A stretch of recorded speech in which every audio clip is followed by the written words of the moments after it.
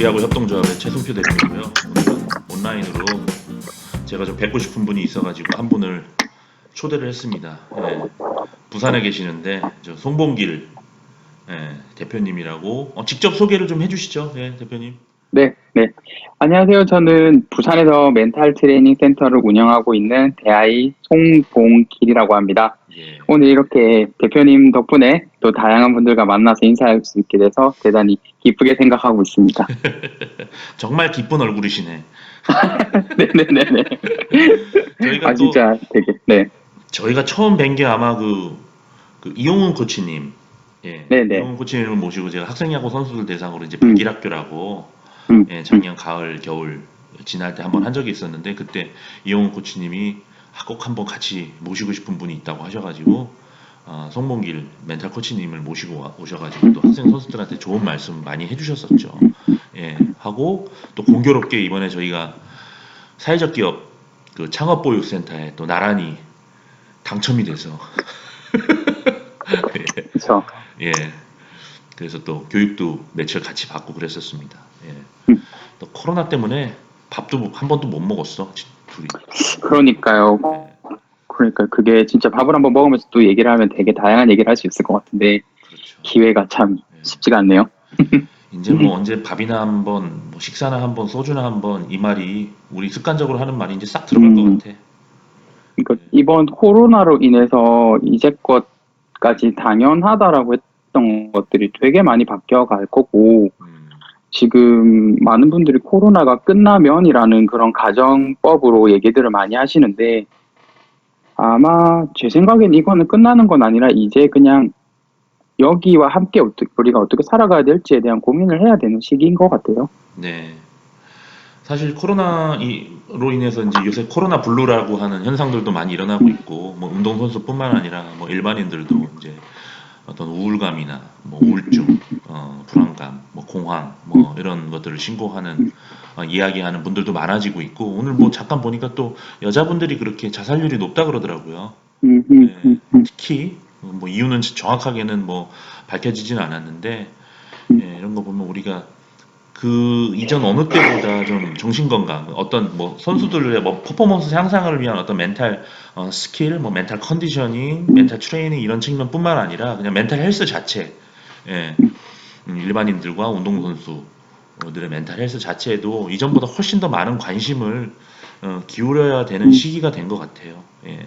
음, 그래서 네, 그래서 오늘 뭐 코치님 뵙고 말씀 나누고 싶은 것도 이제 그런 멘탈 관련된 내용들입니다. 그래서 네. 사실 이제는 좀 멘탈 트레이닝 이런 말들이 조금 이렇게 귀에 그래도 좀 있기는 한데 그래도 제가 알기로 이렇게 멘탈 코치로 활동하시는 분들은 생각보다 별로 없어서 특히 이제 야구 쪽은 음, 특히나 많이 없죠. 주로 아무래도 골프 쪽 네, 좀 맞습니다. 많고 아무래도 단체 운동 같은 음, 경우는 이렇게 개별적으로 뭐 음, 이렇게 멘탈 트레이닝을 받는 경우는 많지는 않고 사실 대부분의 메이저리그 팀들은 멘탈 컨디셔닝 코치라든가 음, 멘탈 트레이너들이 뭐 상주하고 있는 경우가 음, 대부분인데 아직까지 우리나라는 그렇지는 않아서 그래서 음, 코치님이랑 오늘 좀 말씀 나누고 싶은 거는 좀 이런 현실 속에서 뭐 선수가 됐든 뭐 지도자분들이 됐든 뭐 학부모님들이 됐든 간에 이런 멘탈 코칭의 어떤 맥락들을 조금이라도 좀 음, 이해하고 그런 것들을 뭐 훈련이나 경기에 어떻게 적용하면 퍼포먼스 향상이라든가 뭐 기타 운동장 밖에서의 어떤 생활이라든가 이런 것들에 도움을 받을 수 있을지를 좀 말씀을 드리려고 하는데요. 그래서 네, 뭐 첫 번째 드리고 싶은 질문이 뭐 사실 멘탈 트레이닝 그 멘탈 훈련 영역도 굉장히 좀 다양하잖아요. 음, 우리가 네, 뭐 스트렝스 트레이닝 할 때도 뭐 근력 운동이다 뭐 민첩성 운동이다 사실은 몸 관련 트레이닝도 사실 굉장히 다양한데 멘탈 트레이닝으로 이렇게 퉁쳐서 우리가 다양한 영역들을 이렇게 포괄하는 좀 측면이 있어요. 그래서 음, 음, 코치님의 좀 주된 관심사가 음, 어느 것들인지 혹시 좀 말씀해 음, 주신다면 음, 음. 그러니까 제가 뭐 제일 처음에 이제 말씀해 주신 멘탈 코칭 중에 어떤 세부 분야에 대해서 말씀을 해주셨는데 저는 그 이전에 조금 분류를 하는 거에 대해서 오늘 설명을 해드리면 좋을 것 음, 같다라는 생각을 했어요. 좋아요.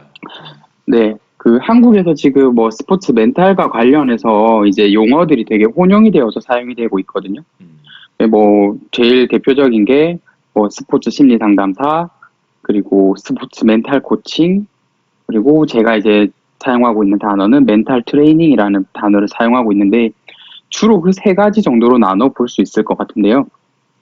그 스포츠 심리 상담이라고 하는 거는 말에도 이미 심리 상담이라는 단어가 들어가 있잖아요. 네. 그래서 상담 같은 경우는 저는 어떤 느낌으로 받아들이고 있냐면, 부상을 입었던 선수가 그 본 경기로 돌아가기 위해서는 재활 치료를 받아야 되잖아요. 그래서 심리 상담은 좀 그런 영역으로 보고 있어요.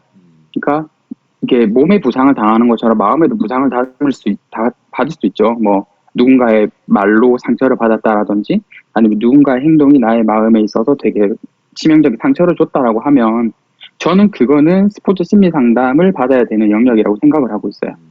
이게 이제 마음의 재활 치료인 거죠. 어쩌면 치유의 측면이 좀 더 강한 거네요. 이거는. 네, 예. 네, 사물에도 상담 기법이 들어가는 거고, 그리고 또 그 부분에 대해서 되게 전문적으로 잘 하시는 분들이 한국 내에도 계세요. 뭐 그런 학회도 있고, 그렇게 해서 이제 일반적으로 우리가 생활할 수 있을 정도까지 회복을 시키는 단계가 저는 심리 상담이라고 생각을 하고 있고요. 그리고 저랑 이제 좀 유사 영역으로 있는 게 멘탈 코칭이랑 멘탈 트레이닝. 이 두 가지의 차이점은 뭔가에 대해서 제가 저 나름대로 분류를 하고 있는 기준은 뭐냐면, 일단 기본적으로 코칭이라고 하는 거는 가르치지는 않아요. 그러니까 질문을 통해서 유도를 하거나 이러한 것들을 생각해 볼 수 있지 않을까에 대한 계기를 되게 제공을 해주는 그런 부분이 코칭이라고 한다면, 트레이닝에서는 어떻게 하면은 되는지에 대한 방법을 안내해드려요. 그러니까 그게 코칭과 트레이닝의 차이점인 거예요. 이게 그 멘탈 트레이닝에도 되게 방법들이 많아요. 방법도 많고 종류가 많은 게 뭐 집중력 향상은 어떻게 하면 돼요? 자신감 향상은 어떻게 하면 가질 수 있어요? 그리고 긴장 불안은 어떻게 해결해야 되나요? 스트레스 매니지먼트는 어떻게 해야 되나요? 이런 것들이 다 멘탈 트레이닝 영역 안에 들어올 수 있는 것들인데 거기에 맞는 각각의 방법들이 있어요. 웨이트 트레이닝을 생각해 보시면 웨이트 트레이닝 같은 경우는 가슴 근육을 만드는 방법도 있고 뭐 등 근육, 허벅지 이렇게 근육별로 되게 다양한 방법들을 트레이닝을 하잖아요. 그러니까 똑같은 거예요. 제가 멘탈 트레이닝이라는 단어를 쓰는 이유가 그러한 다 방법들이 있어요. 이렇게 하면은 이런 것들이 생길 수가 있다. 그 방법들을 가르쳐 주는 게 멘탈 트레이닝, 그리고 멘탈 코칭 영역은 그 선수의 가능성이나 그 선수가 가지고 있는 기본적인 소스들을 끌어낼 수 있는 질문을 던지고 계기를 제공해 주는 것. 그 두 가지로 좀 분류를 할 수 있을 것 같고, 그럼에도 불구하고 유사 영역이라고 이렇게 이제 합쳐서 말을 할 수 있는 거는 멘탈 코칭도 그렇고 멘탈 트레이닝도 그렇고 목표는 목표 달성일 겁니다. 네, 네. 그래서 같은 영역으로 조금 엮일 수 있는 것 같아요. 그렇죠. 요새는 또 그 메이저리그 쪽에서는 멘탈 컨디셔닝이라는 또 용어를 또 많이 쓰더라고요. 그래서 약간은 좀 선수들의 어떤 매일매일의 어떤 경기력 유지에 조금 더 초점을 맞춘. 예. 뭐 사실 뭐 용어랑 관계없이 뭐 도움만 받을 수 있다면 사실 좀 좋은 건데, 근데 이런 구분들은 좀 필요하겠다는 생각이 듭니다. 그래야지 내가 어떤 도움을 받아야 되는지를 좀 분명하게 알 수 있으니까, 내가 어떤 그 뭐 소위 말해 뭐 투수나 타자 같은 경우에는 경기 중에 어떤 평정심을 유지하기 위한 어떤 기법 같은 게 필요하다 그러면은 말씀하신 거에 비춰보면 좀 멘탈 트레이닝 같은 것들을 평소에 훈련 속에 녹여서 반복해줄 트레이닝이라는 말처럼 그렇죠. 훈련이니까 예, 반복해줄 맞아요. 필요가 있는 것이고, 예. 그리고 어떤 풀리지 않는 문제가 있다거나 선수들도 뭐 어떤 그 멘탈적인 문제든 어떤 피지컬적인 문제든 이런 것들이 있으면 좀 멘탈 코칭해서 좀 질문을 좀 잘 디자인된 질문들을 좀 던져가지고 선수로 하여금 스스로 좀 더 깊이 있게 자기 문제를 탐구할 수 있도록 한다든지 뭐 이렇게 좀 나눠볼 수 있겠네요. 그리고 좀 네, 맞습니다. 네, 뭐 실수라든가 아니면 어떤 패배 아니면 어떤 뭐 그런 일이 있어서는 안 되겠지만 혹시라도 뭐 폭력이라든가 이런 데 노출된 선수가 있다 그러면 좀 치유의 측면에 초점을 맞춘 예, 그런 거에 그렇게 이제 접근하는 그래서 방법을 좀 나눠볼 필요가 있겠네요. 네. 네, 그래서 제가 항상 이 트레이닝을 시작하기 전에 부모님이든 학생분이든 아니면 선수든 이런 것들을 말씀을 드리는 이유가 뭐냐면 친구들이 받으러 오는데 되게 애매모호하게 이해를 하고 오는 경우들이 되게 많아요. 뭐 난 그래서 멘탈이 약해요. 뭐 이런 거. 그, 네. 네, 그래서 이게 코칭의 영역인지 트레이닝의 영역인지 심리 상담의 영역인지에 대한 구분 없이 그것과 관련된 거를 받으러 가는데 저는 저처럼 이런 서비스를 제공하시는 분들이 그 영역을 명확하게 나눠줘야 된다고 생각을 하고 있거든요. 그래서 뭐 다양한 분류법이 있을 수는 있겠지만 저는 심리 상담 그리고 멘탈 코칭, 멘탈 트레이닝 그리고 저는 멘탈 트레이닝을 하고 있는 사람인 거고 네. 그렇게 좀 세 가지 영역으로 나눠서 설명을 꼭 드리고 있습니다. 그렇구나. 네, 그러면은 이건 진짜 좋은 뭐 소도의 말씀으로 너무 좋은 말씀을 해주셨다. 이런 분류들이 필요하죠. 예. 우리가 네, 전 훈련도 마찬가지인 것 같아요. 우리가 좀 세밀한 구분들, 분류 이런 것들이 잘 안 돼 있어서 정말 딱 필요한 훈련, 필요한 조치 이러들을 제대로 못하는 경우들이 사실 많잖아요. 그거의 시작은 네, 사실은 우리가 그냥 이거 알고 있다라고 생각하는 거를 좀 조금 더 깊이 있게 들여다보고 나눠보고 분류해보고 하는 작업들이 예, 저는 이게 진짜 의미 있다라고 보고 그러면은 코치님의 그 멘탈 트레이닝 예, 네. 예, 접근법 뭐 이것도 사실 질문 자체는 되게 일반적이고 좀 모호할 수 있는데 코치님이 기본적으로 지향하시는 멘탈 트레이닝은 어떤 방식인지 예. 음, 그, 이거를 뭐 하나로 이렇게 설명을 해드리긴 되게 어렵지만 한 가지만 여기서 말씀을 드린다라고 하면 결국은 선택하는 힘을 기르는 방법론인 것 같아요. 그러니까 대부분 친구들이 긴장 불안을 느끼면은 그 상황에서 긴장 불안을 느낀다라고 해서 거기에 맞는 행동들을 선택을 하거든요. 근데 대부분 그걸 선택이라고 생각을 하지 않고 너무나도 자연스러운 반응으로 이해를 해요. 근데 그거는 충분히 그 상황에서도 다른 선택을 할 수 있었던 기회비용적인 면이 있어요. 선택을 한다기보다는 어떻게 보면 선택을 당하는 행동들을 말이나 행동들을 많이 하죠. 예. 그렇죠. 왜냐하면 이전에 그러한 것들이 나에게 계속해서 반복적으로 쌓여왔고 그렇기 때문에 나도 모르게 무의식 속에서 그것들이 너무나도 편하기 때문에 그것들을 나의 의지와 상관없이 선택을 하고 있는 것들이죠.